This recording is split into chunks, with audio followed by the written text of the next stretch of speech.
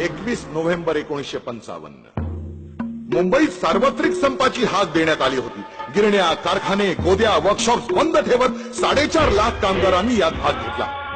त्रिराज्य योजना मोडून काढण्यासाठी सेनापती बापट यांच्या नेतृत्वाखाली एक विराट मोर्चा निघाला होता। मोर्चा फाउंटनच्या दिशेने येताच पोलिसांचा चौफेर लाठी हल्ला सुरू झाला।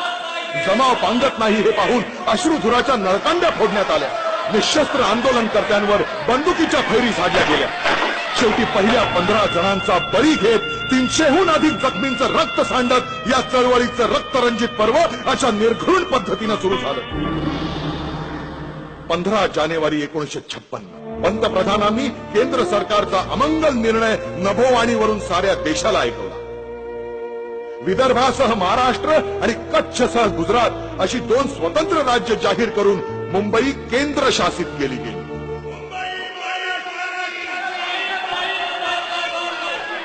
संतप्त झालेली मुंबईची जनता त्या रात्रीच निदर्शनासाठी रस्त्यावर उतरली। निदर्शकांविरुद्ध कठोर कारवाईचे आदेश देण्यात आले होते। पोलिसांनी गोळीबाराला सुरुवात केली त्या सरकारी तबेल्याजवळ नाईट स्कूलमधून येणारा बंडू गोखले हा निष्पाप विद्यार्थी पाखरासारखा टिपला गेला। दुसऱ्या दिवशी जनतेनं उत्स्फूर्तपणे बंद पाळला। पहाटेपासूनच चळवळीच्या नेत्यांचं अटकसत्र सुरू होतं। कॉम्रेड डांगे आणि सेनापती बापट आधीच गदाड झाले होते। पोलिसांच्या सशस्त्र गाड्या शहरात गस्त घालत होत्या। सर्वत्र संचारबंदी लागू केली होती। शूट टू किलचा हुकूम देण्यात आला। मुंबईला जणू लष्करी छावणीचं स्वरूप आलं होतं। सतत 1 आठवडा पोलिसांच्या गोळीबाराचं पाशवी थैमान सुरू होतं। 16 जानेवारी ते 23 जानेवारी या 7 दिवसात मोरारजींच्या हुकुमावरून 442 वेळा गोळीबार करण्यात आला। त्यात 90 मृत्यू तर 400हून अधिक जखमी झाले होते। मुंबई शांत होण्याची चिन्ह दिसत नाही। संपूर्ण महाराष्ट्र पेटून उठला होता। या आंदोलनाचं रौद्र स्वरूप पाहून महाराष्ट्र काँग्रेसचे नेते हादरून गेले। विधानसभेत या गोळीबाराच्या चौकशीची मागणी सुद्धा हुकुमशहा मोरारजींनी फेटाळून लावली। स्वातंत्र्य मिळून अवघी 9 वर्ष होत नाहीत तोच एवढं भयंकर क्रौर्य मराठी भूमिपुत्रांच्या वाट्याला आलं। ऐनवेळी परिषद बरखास्त करून शंकरराव देवांनी चळवळीतून माघार घेताच लढा पुढे चालू ठेवण्यासाठी एस.एन. जोशी यांच्या नेतृत्वाखाली संयुक्त महाराष्ट्र समिती उदयाला आली। मुंबईतल्या गोळीबाराचे पडसाद दिल्लीतही उमटले। अर्थमंत्री चिंतामणराव देशमुख यांनी मुंबई केंद्रशासित करण्याच्या विरोधात आपल्या मंत्रिपदाचा राजीनामा दिला। लोकसभेत नागरी स्वातंत्र्याची गळचेपी करणारे तुम्ही एक हुकुमशहा आहात अशी मर्मभेदी तोफ डागत नेहरूंसह साऱ्या सभागृहाला त्यांनी अचंबित करून सोडलं। या प्रसंगाने लक्षावधी मराठी जनतेत क्रांतीचं स्फुल्लिंग चेतवलं। कम्युनिस्ट, समाजवादी, प्रजा समाजवादी, शेतकरी कामगार संघटना, सोशलिस्ट असे अनेक पक्ष आपले भेद, पक्षीय प्रतिमा बाजूला ठेवून अखंड महाराष्ट्रासाठी समितीच्या झेंड्याखाली एकवटले। या लढ्यात तरुणांनी तर आहुत्या दिल्याच, पण अहिल्या रांगणेकर, विमल रणदिवे, गोदावरी परुळेकर, कॉम्रेड तारा रेड्डी अशा अनेक महिलांनी या लढ्याचं नेतृत्व करत गोळीबार, तुरुंगवास कशाचीही तमा बाळगली नाही। एकीकडे आचार्य अत्रे आपल्या घणाघाती भाषणांनी सरकारवर प्रहार करत होते तर बाळासाहेब ठाकरे मावळा या नावानं व्यंगचित्र काढून सरकारची व्यंग लोकांसमोर आणत होते। 27 जुलै 1956 जय महाराज 2000 मराठी भूमिपुत्रांनी थेट संसदेवर धडक दिली।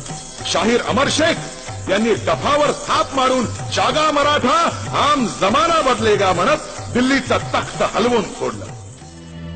शेवटी केंद्र शासित मुंबईचा निर्णय सरकारला गुंडाळून ठेवावा लागला, पण संघर्ष अजूनही संपला नव्हता। ऑक्टोबर 1956 लोकसभेतील बहुमताच्या बळावर मुंबईसह महाराष्ट्र आणि कच्छ सौराष्ट्रसह गुजरात असे एकत्र आणून नेहरूंनी द्विभाषिक राज्य लादलं। या नव्या राज्याला मुंबई राज्य असं नाव देऊन महाराष्ट्र ही अक्षरच पुसून टाकण्याचा डाव होता। नेमकं याच वेळी महाराष्ट्राचं अस्तित्व टिकवण्यासाठी आचार्य अत्रे यांचा दैनिक मराठा रणांगणात उतरला आणि संपूर्ण महाराष्ट्र ढवळून निघाला। परिणामी मार्च 1957च्या विधानसभेच्या निवडणुकीत काँग्रेसचं पानिपत करून समितीने आपल्या विजयाचे चौघडे वाजवले.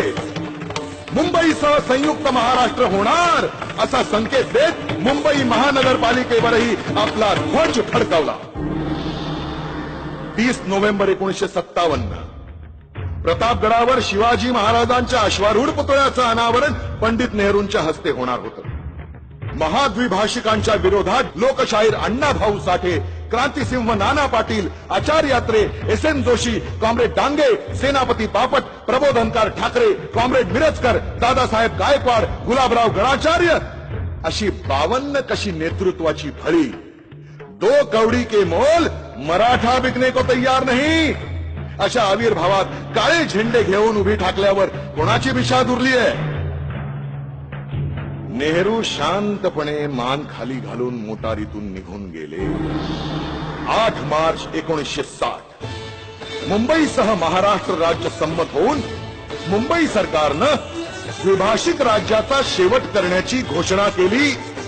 30 एप्रिल 1960 नेहरूंनी संध्याकाळच्या प्रचंड सभेत महाराष्ट्र राज्याची ग्वाही फिरवली. रात्र 10 वाजता मुंबईत हजारोंच्या संख्येनं एकत्र येत लोकांनी मशाल मिरवणूक काढली आणि ठीक 12 वाजता इथेच याच जागेवर येऊन 106 हुतात्म्यांना श्रद्धांजली वाहिली. सरते शेवटी बेळगाव, कारवार हे म्हैसूर राज्यात घालून डांग सारखी 208 मराठी भाषिक गावं आणि 50 कोटी रुपये गुजरातला बहाल करत मुंबईसह महाराष्ट्र राज्य भारताच्या नकाशावर अवतरले.